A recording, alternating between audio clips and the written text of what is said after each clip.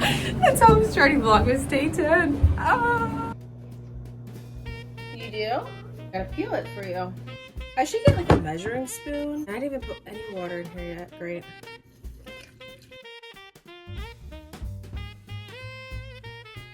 So this is all I have done because I ran out of this paper. Want to write your dad a card, a birthday card? I hope this is gonna look okay.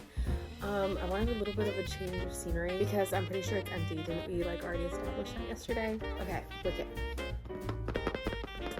Let's see. It's really small. Yeah. But so yeah, so that is it for today for Vlogmas Day 10.